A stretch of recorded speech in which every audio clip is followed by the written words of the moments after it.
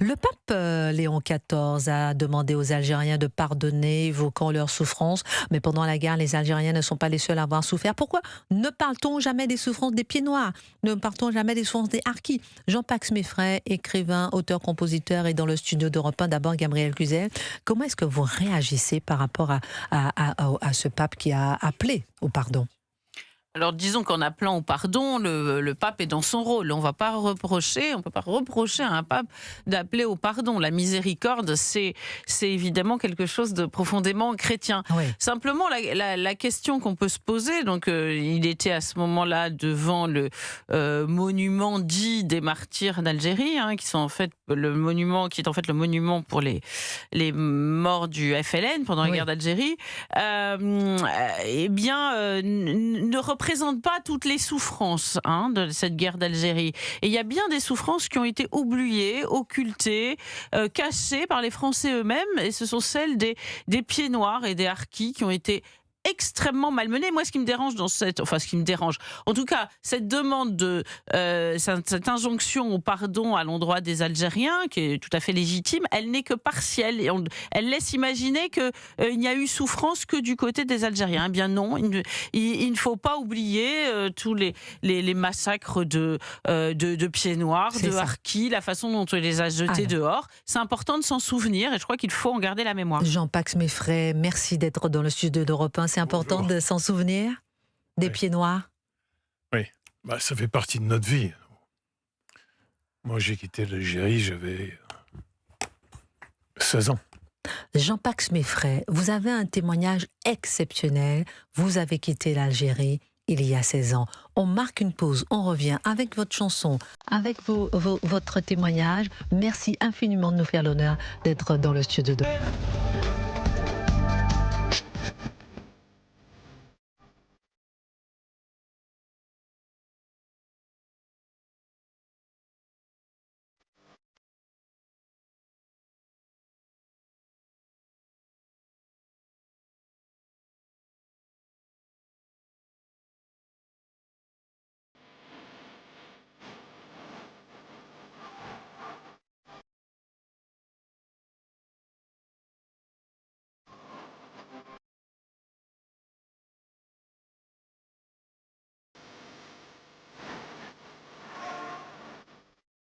Jean-Pax Meffray. Jean-Pax Meffray, formidable écrivain, auteur, compositeur, interprète. Vous qui chantez l'Algérie française, vous qui êtes un pied noir, vous avez quitté l'Algérie à 16 ans. Pourquoi on en parle? Parce que le pape Léon XIV a demandé aux Algériens de pardonner, évoquant leurs souffrances. Mais pendant la guerre, les Algériens ne sont pas les seuls à avoir souffert. Pourquoi est-ce qu'on ne parle jamais des souffrances des pieds noirs, des harkis? Jean-Pax Meffray, j'oublierai jamais votre témoignage. Lorsque vous avez quitté l'Algérie à 16 ans, dans quelles conditions? Racontez-moi. Moi, je l'ai quitté dans des conditions vraiment très particulières. Je dois dire que j'étais le plus jeune arrêté de l'Algérie française. J'avais 16 ans et demi. J'avais les menottes aux poignets, les chaînes aux pieds.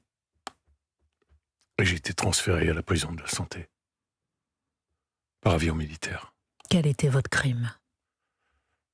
Mon crime, c'était d'avoir participé aux émissions pirates, d'avoir prêté ma voix à des émissions pirates qui étaient diffusées sur les antennes de Radio Alger par l'organisation. Et j'avais parlé dans le poste, quoi. Et ça m'a coûté la détention, et plus rien n'était respecté. J'avais 16 ans et demi, mais j'étais mineur, quoi. Jean-Pax Meffray, en direct sur Europe 1, 16 ans et demi, mineur, un pied noir, qui raconte comment tout a basculé. Comment tout a basculé? Oui, vous m'aviez raconté une fois, Jean-Pax Meffray, comment votre mère avait quitté son appartement avec votre petit frère qu'elle avait saisi dans la cour et ne l'avait plus jamais revu. Est-ce que vous pouvez nous expliquer ça? Il y avait un bateau, on lui a dit il y a une place pour que tu partes, mais il faut le faire tout de suite. C'est ça, je pourrais peut-être raconter aux auditeurs. Tout à fait, oui. Comme tous les pieds noirs attendaient de pouvoir quitter ce pays. la vie devenait impossible pour eux. Ils étaient terrés dans leur appartement. Et ma mère cherchait désespérément à rejoindre la France, déjà pour venir me voir, quoi.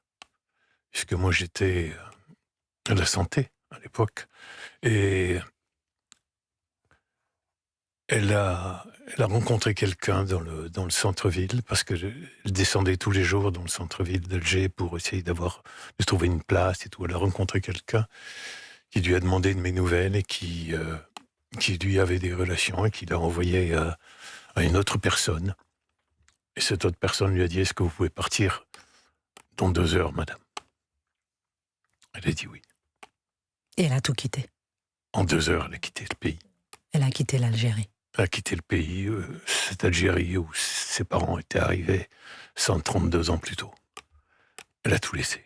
Jean-Pax Meffray en direct sur Europe 1. Vous disiez que pour les Pieds Noirs, la vie devenait impossible, c'est-à-dire? C'est-à-dire qu'ils étaient harcelés, ils avaient leur vie en danger. Et peu à peu, les quartiers se vidaient, les gens fuyaient l'Algérie. Ce qui était terrible, on va raconter de notre voisin qui était un journaliste, Paul Safar, qui, devant sa porte, il y avait une foule qui attendait qu'il s'en aille pour rentrer, prendre la maison. Et alors, il allait dans sa cuisine, il prenait les assiettes, il allait sur son balcon, et il disait: ça, vous les aurez pas. Il tout jetait, tout, par sa fenêtre. Et Jean-Pax Meffray, ce que vous dites aussi, c'est que vous n'avez pas compris ce basculement, vous, en tant que Pied Noir, c'est-à-dire que vos amis, vos copains, vos plus proches amis sont devenus en un instant vos ennemis. Oui. Ils sont devenus parce qu'ils ont fait ce qu'on leur demandait de faire. Ceux avec qui vous avez grandi en Algérie. C'est ça. Racontez-nous. Oui, moi j'étais à l'école avec Ahmed, j'ai joué aux osselets, j'ai joué dans la rue, aux cailloux, et subitement ça a été, j'allais dire la haine, non, mais une indifférence. Et ça a été très difficile pour nous. Très difficile. Ma mère, ça a été abominable, ce qu'elle a fait. Elle est partir avec mon frère sans un sou. Il y avait des grèves, évidemment, les grèves de transport et tout. Elle est descendue vers le port avec une seule valise. Ils ont voyagé à fond de cale. Quand elle est arrivée à Port-Vendre, on lui a donné un billet de 3e classe pour prendre un train et elle devait venir me voir à Rouen, où je me trouvais. Et ça a été pour elle extrêmement pénible, et mon frère qui avait 8 ans. C'était quelque chose d'abominable. Jean-Pax Meffray en direct sur Europe 1. Gabrielle Cluzel vous pose une question. Est-ce qu'on peut raconter cette histoire très intime? Je rappelle aux auditeurs d'Europe 1 que nous sommes en train de raconter la vie des Pieds Noirs. Oui, je crois que c'est important de garder cette mémoire, c'est la justice. Hein. Vous m'aviez dit une fois que vous aviez perdu une petite sœur. Oui. Et que donc votre mère était très triste de laisser cette tombe derrière elle. Et est-ce qu'on peut raconter, ou vous ne voulez pas, ce qui s'est passé quand votre mère vous a dit je voudrais savoir ce qui est devenu la tombe de ma fille? Oui, ça a été quelque chose d'extrêmement douloureux. Ma petite sœur, Marie-Paul,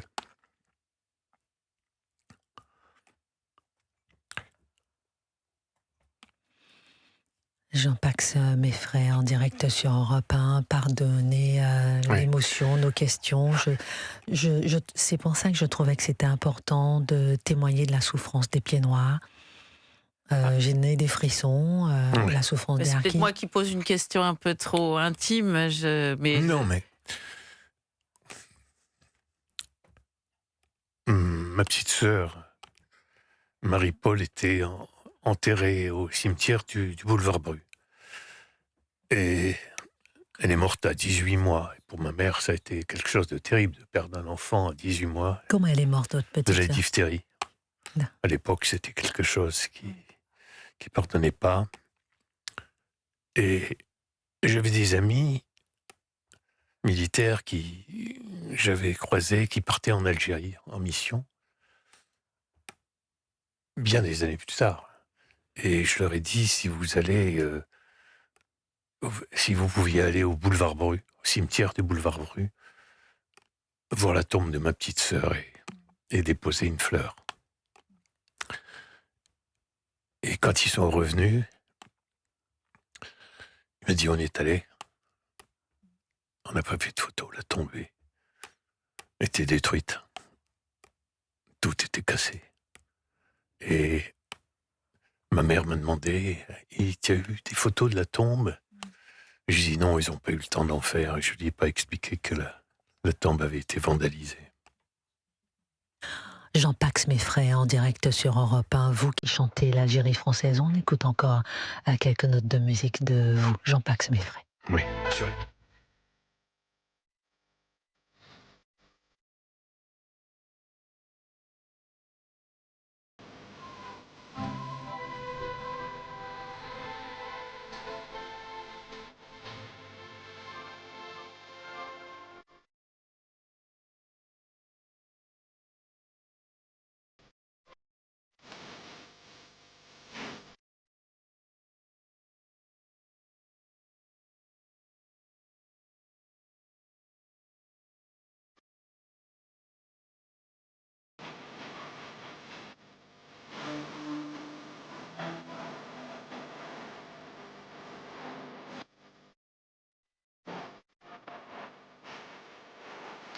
Jean Pax Meffray avec ses chansons exceptionnelles. Restez avec nous sur Europe 1.